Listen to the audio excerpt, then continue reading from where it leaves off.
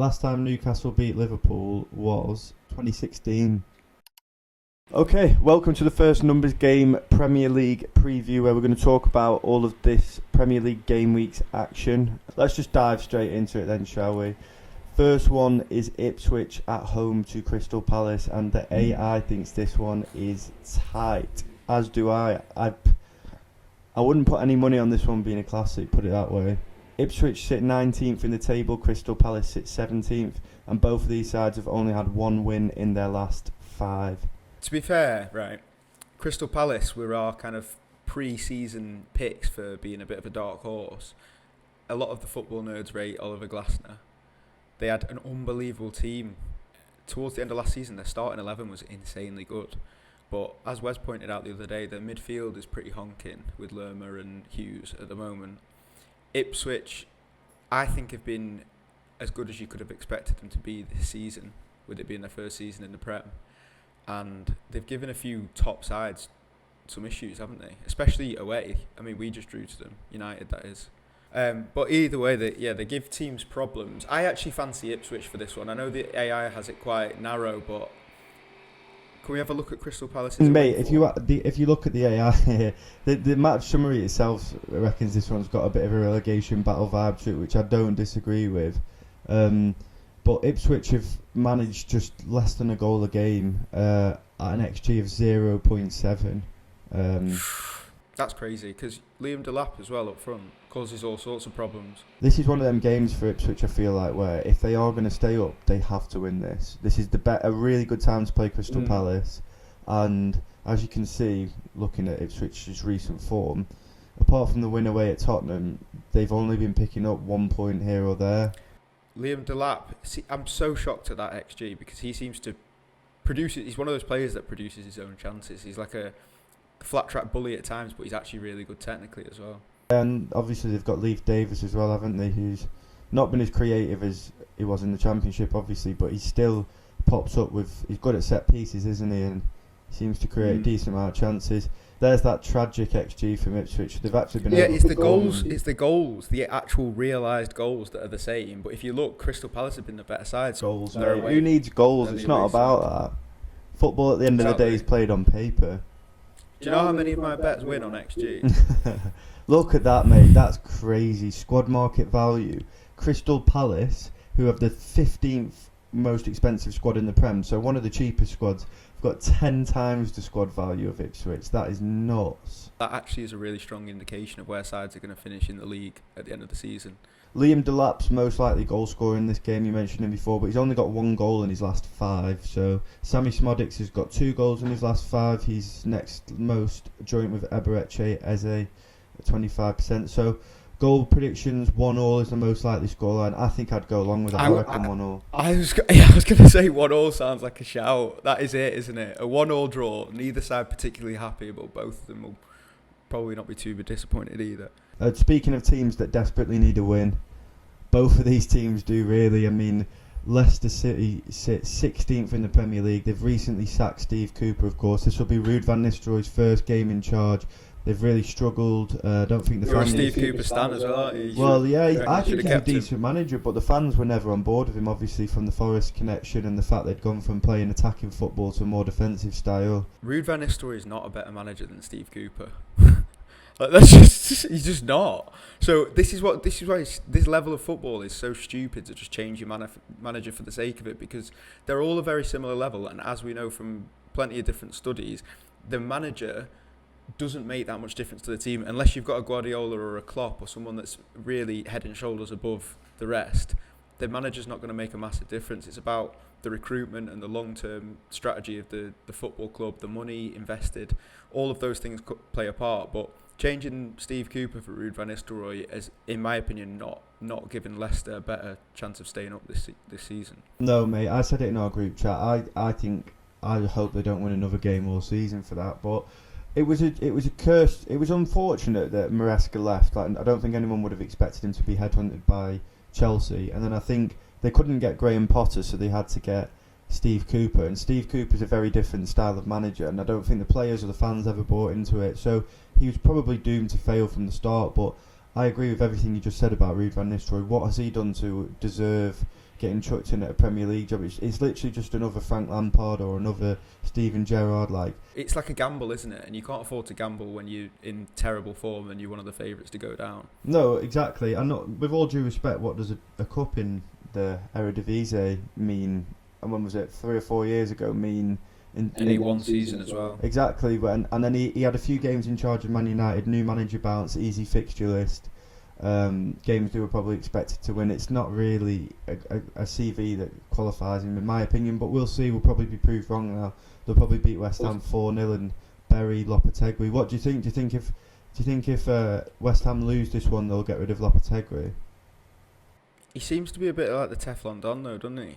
Lopetegui. It seems like whenever they kind of need a result, he somehow manages to get one, and like to the point where he's always on the brink of getting sacked, but no one really expects him. I don't know. It's just he's always the second favourite manager to be sacked at any given time.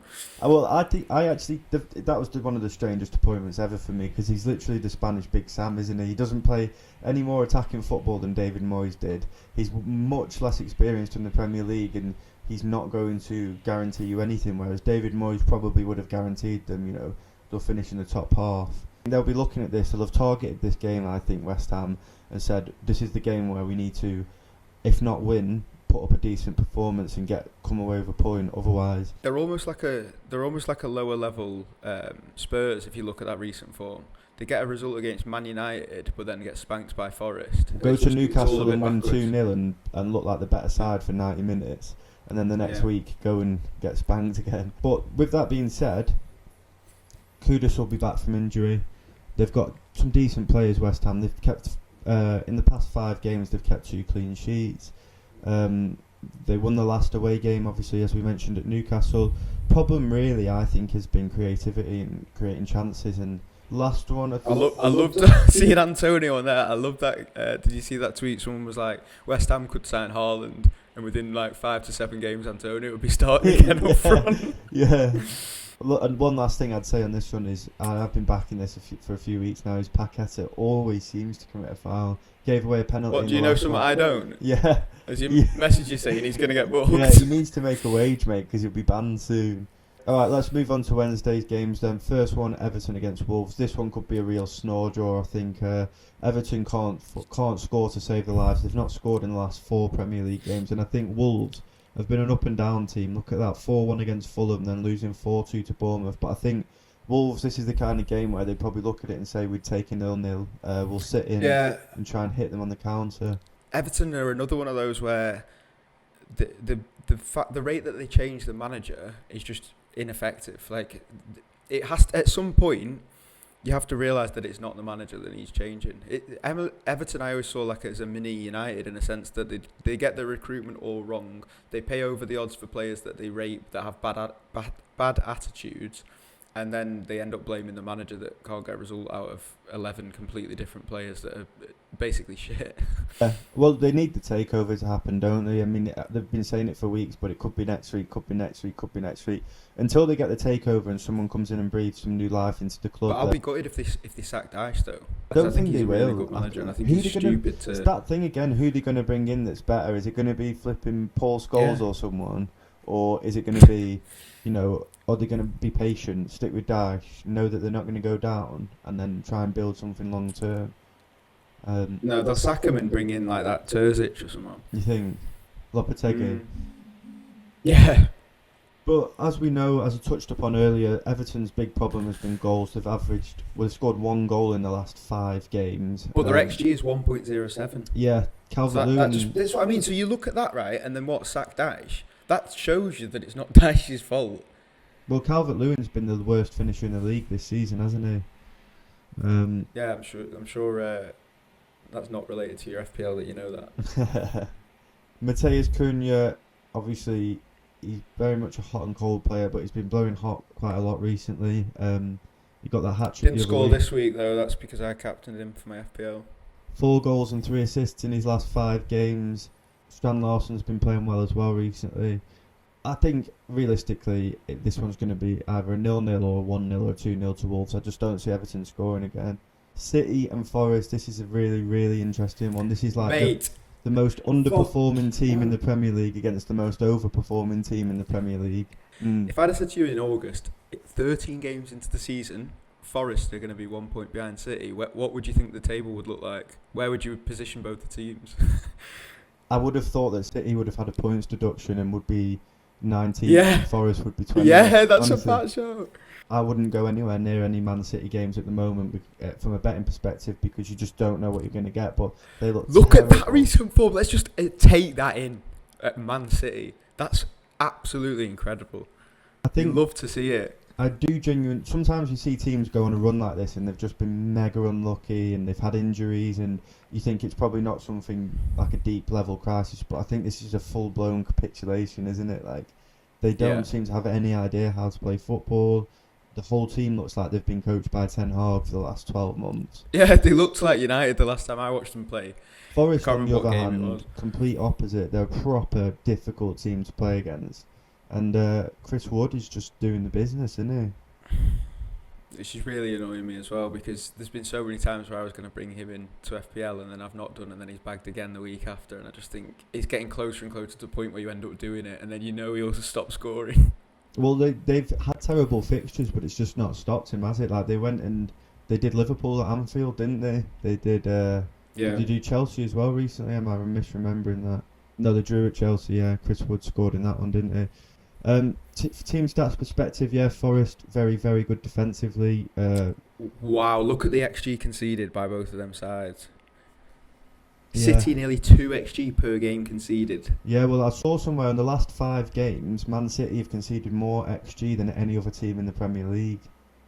That's just nuts, absolutely isn't it? ridiculous. That obviously a lot of that comes through Rodri.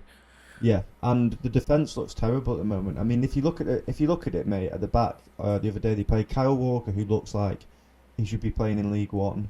They played, they had Ake, who, for my money, was never a world-class centre-half, but he's been in and out of the team, not played much regular football. Akanji was all over the place. And then they had Ruben Interesting. Diaz, who was chucked straight in after not having played for months as well. Straight in at Anfield. So there's just nothing, no defensive solidity there at all. Phil Foden not scored a Premier League goal all season. And he's 13 games. games. Scoring. He didn't start the first few, but still, it's a pretty crazy start. You know, the only player who was on the pitch for Man City against Liverpool that had scored a Premier League goal this season was Erling Haaland. Oh my word, I didn't know that. And Can you filter by the full season now just to see the full Yeah, stats I mean, for goal scorers? his numbers are still pretty crazy. Are you willing to put your neck on the line and make a prediction for this one, or are we leaving this one out?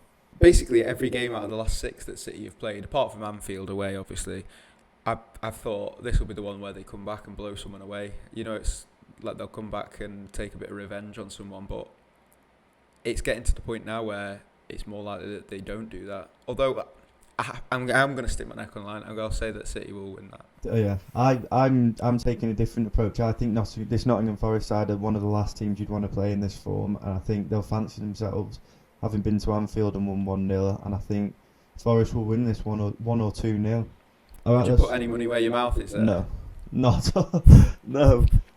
Newcastle hosting Liverpool Wednesday night. Liverpool big favourites at 56%, and I was looking at this game earlier because it does make sense. Newcastle have been really struggling in front of goal recently, and Liverpool's defence has been absolutely ridiculously good. And Isak potentially missing in this one. How are they so good, Liverpool? I hate it. It's so annoying. I mean, look, 4-0, 2-0. Last week, mate, they beat Real Madrid and Man City 2-0 each. Ridiculous performance. They beat Leverkusen 4-0 the week before that. Villa 2-0. Just crazy stuff. As I mentioned, Newcastle struggling in front of goal. Liverpool have got previous at St James. They won St James's Park. They won 2-1 last season, 2-0 before that, 1-0 before that, 0-0. So wow. They've not lost against Newcastle since when then? last time Newcastle beat Liverpool was 2016. Bloody hell. Yeah. I think Liverpool will win this one, and I think Steamroll them. they'll keep a clean Go on. sheet as well. Yeah, let's have a look at the team stats. Newcastle basically scoring and conceding at the same rate in terms of chances created. Yeah, but what I would say about Newcastle is it's important to add to all of this is that their defence has been really good this season. They've completely changed their style of play. They've sat in deep and tried to counter teams, whereas obviously in the past they were that high pressing team. It's down to injuries, yeah, because they had that injury-ridden season after qualifying for the Champions League where they underperformed basically. But I think that is why they've scored less goals. All you have to look at is United. The difference between Ten Hag and Amorim's really high press. We've scored these early goals because the players are pressing high and winning the ball in high up areas, and Newcastle have basically stopped doing that now. So you take a few goals off. Yeah, completely. Oh, 100%, mate. I remember when Newcastle steamrolled PSG at St James's Park. Every chance they had was from just pressing the living daylights out of them. Isak's got 3 in his last 5 games.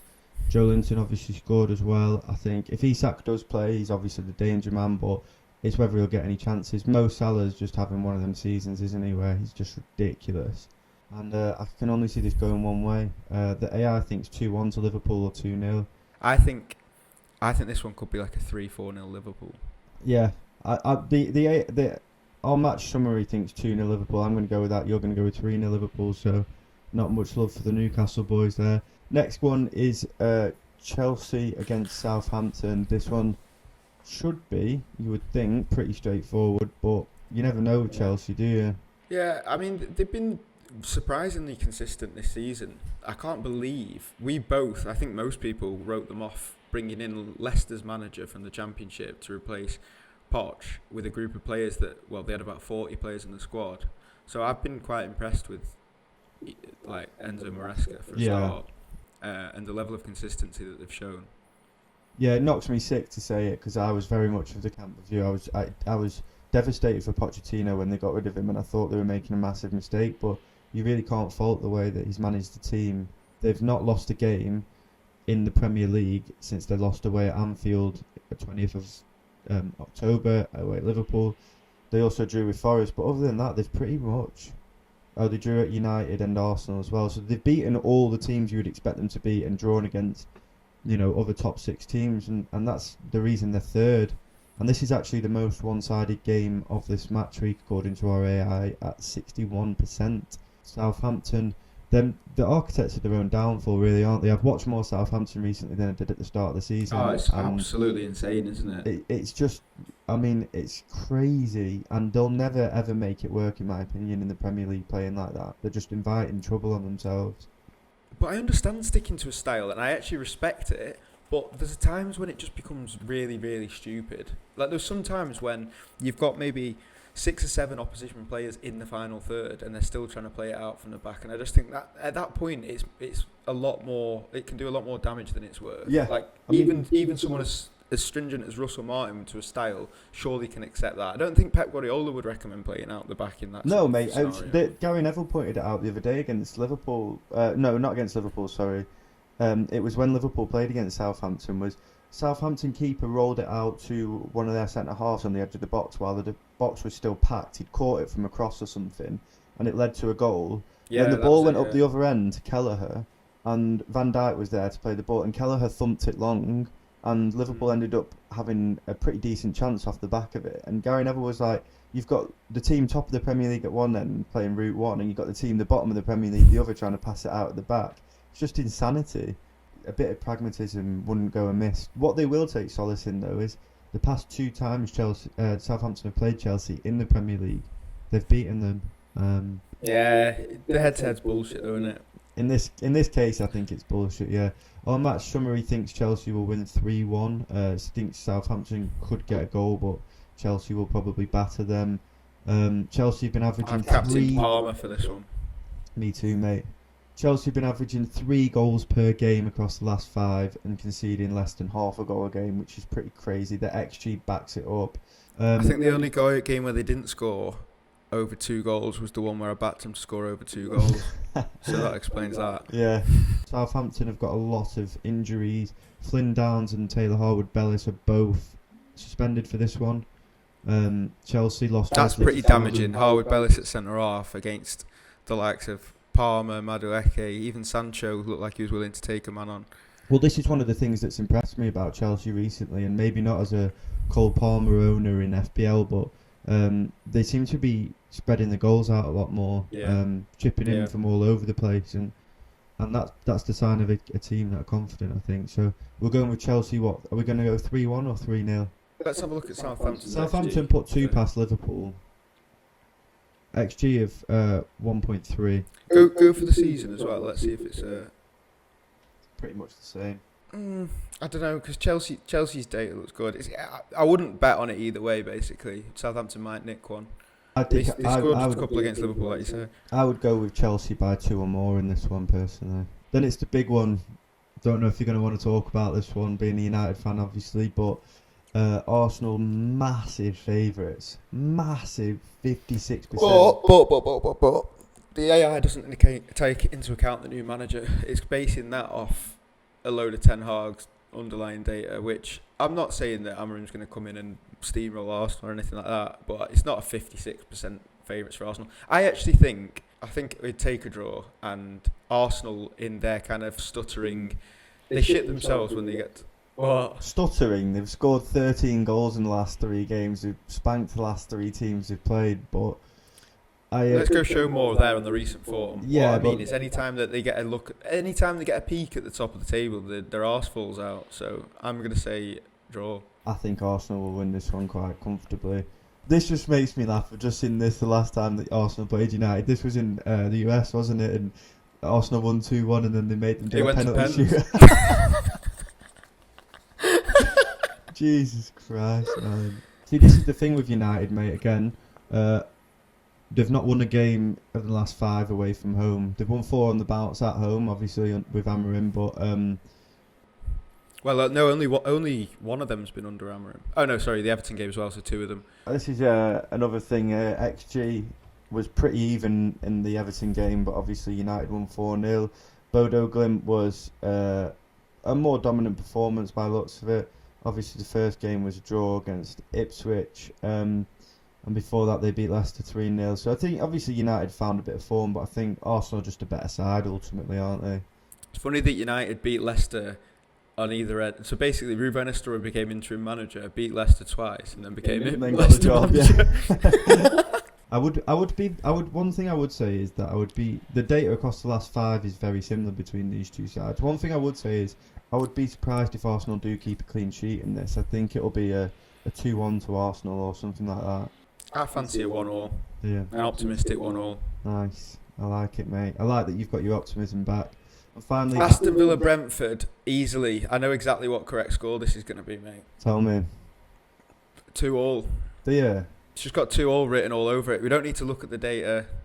I just know Villa against Brentford is just such a 2-2 game. Match summary thinks that Villa will win this 2-1. I think the thing is with these two sides is Brentford's home form they're the best team in the league at home, I think, joint with Liverpool, and they're the worst team in the league away from home.